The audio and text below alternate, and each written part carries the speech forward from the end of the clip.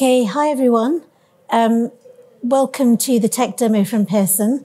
First of all, most importantly, has everyone got some lunch, something to drink? That's what we want to have. This is a 15-minute session which will give you a bit of an overview into the Pearson Workforce Skills Technology offering, a chance to ask questions and to follow up with us later on.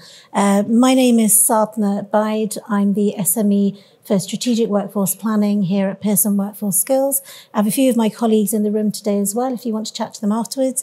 Colleagues, perhaps raise a hand. Thank you very much. So you know who they are, and we have a stand at the front as well. Okay. First and foremost, let's get this. Who is Pearson? Most of you probably know Pearson from the great work we do in learning from an education viewpoint. We're famous for the GED and other types of education as well. But as an organization, we have 160 million users. We operate in 200 countries. We have 20,000 employees. We're a FTSE 100 company as well. So just to give you an idea of who we are and what range we cover as well. Learning is our business. So our objective, our goal, our aim in life is around lifelong learning. And a few years ago, we took that goal and said, let's think about learning, just not only in academic and school-based institutions, but learning in the workplace as well. So my colleagues who are here today and myself, we form part of Workforce Skills. And that is a division that houses a number of platforms and services. And combined, they enable organizations to focus on the future of work, build a skills strategy, and keep individuals employed and relevant for the future of work as well. Okay. So,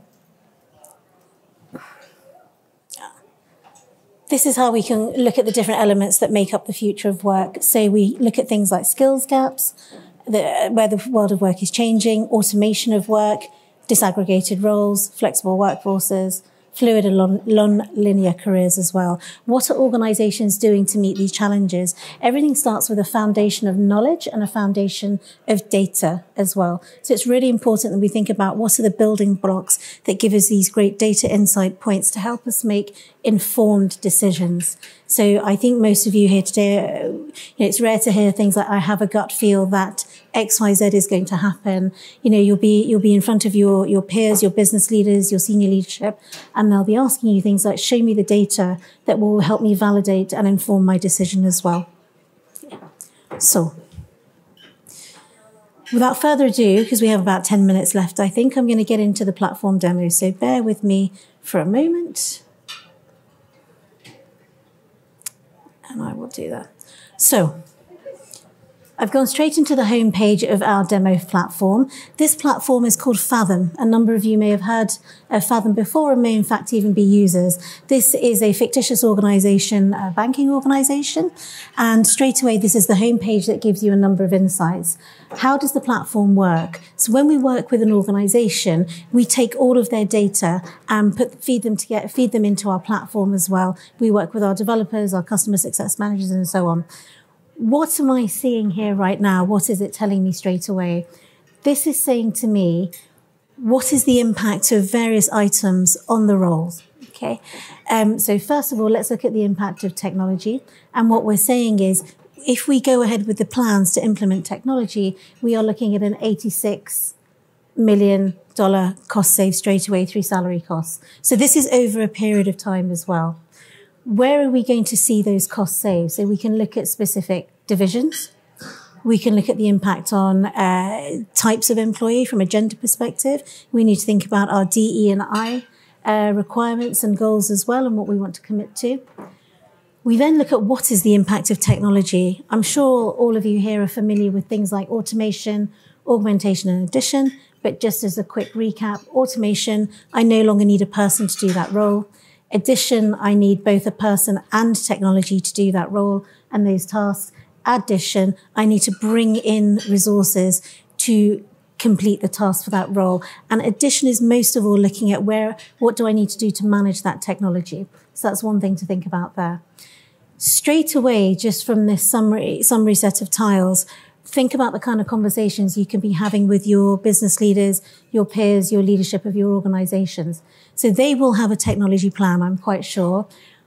they will have made assumptions and informed decisions about those technologies and how they want to implement them. What the Fathom platform does is take that information and apply it to the workforce. What does that mean for my workforce? So as a leader of an organization, what are the HR-related decisions and actions I'm going to make about that workforce? So straight away here, we're seeing we've got 2.5K headcount that will no longer be required because their jobs are going to be automated. So again, from a people analytics perspective, and I think back to some of the earlier sessions I heard today, what are you going to do with those people? So can they be redeployed? Are they trainable? Can they go through a rescale upskill program? And then we start thinking about, well, what are the skills that they need training in? So one element I'd really like to show you in relation to our platform is something called the job corridor. So let's go here. So this does two things, and it's about career pathways and it's about filling future jobs. Okay. So I would like to look at career transition. So I'll just let this load. We are going to take the job of client service rep. And we can see that the target job here is commercial partnership manager. So that's all happened very quickly. And behind that, what we're seeing is a significant amount of analysis that's been happening in the engine room of the platform as well. But sorry, what we are then going to see is, as an organization, as your HRBPs are going out and talking to the business, they can have a serious conversation with that client service rep and say, okay, we've identified there are jobs in the organization where there's a redeployment opportunity, commercial partnerships manager. So then as we scroll down, what are the skills we need for that role? Okay. And where are the gaps? So the gaps are really important. So number one, what do those gaps actually mean in terms of action and next steps? So when I talk to my learning teams, I can then think about, do I want to invest my learning dollars into a leadership set of training, artistic initiative, whatever it is as well. But it helps to make an informed decision. And it also helps to think about what's the ROI I'm forecasting here as well, because I'm basing my financial decisions on good data and insights. So this is a real whistle-stop tour as well. But let me recap and say straight away with the Fathom platform, what we can do is say, how can I look at my entire workforce and look at the impact of technology on that workforce over a 1 to 15 year timescale as well. When I look at the impacts of those things, how do those data points and insights and analyses help me to make informed decisions? I can then drill down into a role.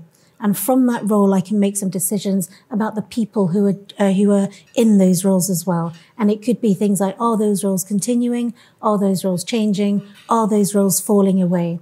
And these are the real decisions and discussions that I think many of your organizations are having right now. You know, we hear all the time about reduction in force, restructures, redundancies, however you want to define it. And what does that mean? But we think about the people impact as well.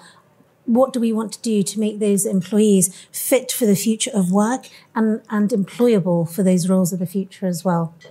So very quickly, I'm going to jump out of this and go into another demo, which is our API platform. Okay. So this is a demo tool, but basically we have a suite of APIs that we work with organizations to help to identify what is of value and what is relevant to them. So I'm going to go into Occupation Matcher. Bear with me, I just need to lift the title. Nothing like a live demo, is there? Bear with me for a second. This is what I want.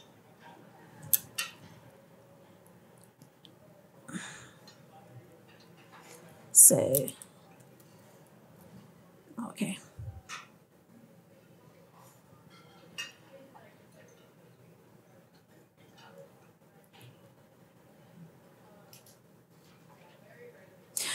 So the one thing I want to call out here, this helps us to identify, it's an occupation matcher. So let's say in your organization, you call the role commercial partnerships officer. In another organization, it's commercial partnerships manager, representative, specialist, whatever. Again, behind the scenes, the data engine that is working to help identify all of the jobs that match the title that you have chosen to put in.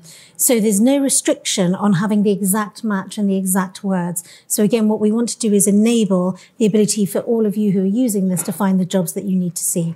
Okay, so if we then explore one of the jobs in more detail, we can then see the skills that are needed to do in order to do that job.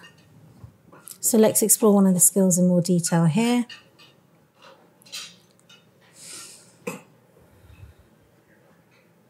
And let's look at the skill details. Oh, bother. 1 second. Refresh? Yeah.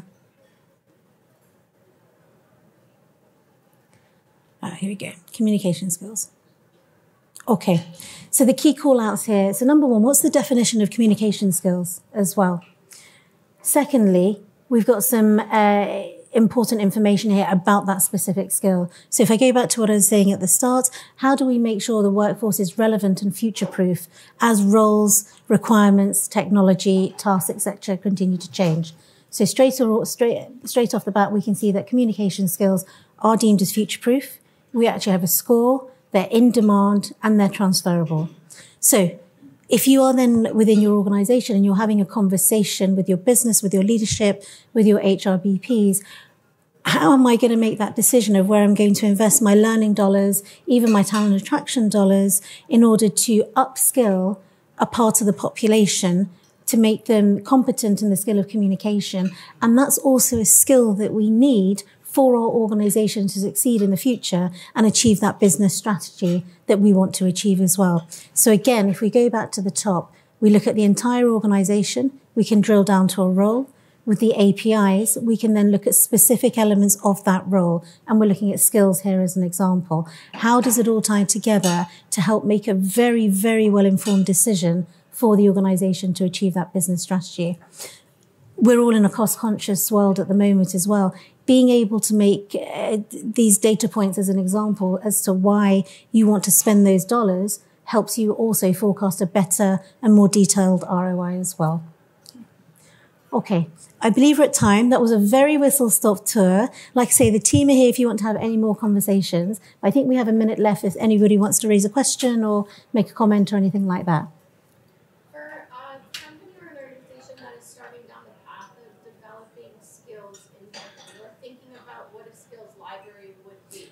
Yes. What would be your advice to get that started? Because a lot of this material is based off of what I'm interpreting as a skills library. So this is all actually built on an organization's employee data. So, and it's not individual data like Jenny does this job. It's like, tell me the jobs, the job title, the grade, and about 6 data points altogether. When we feed that into our platform, then behind the scenes, we have an ontology that looks at jobs, skills, tasks, and matches against billions of data points as well. So what you see as a return helps you to build that job architecture ultimately, I think, as well. And even that skills classification system. Because my former career as an HR business partner, by the way, as well. So the hardest thing to do is to give a head of team a blank page and said, well, define all the skills. It's just never going to happen. But give them something that they can amend and critique.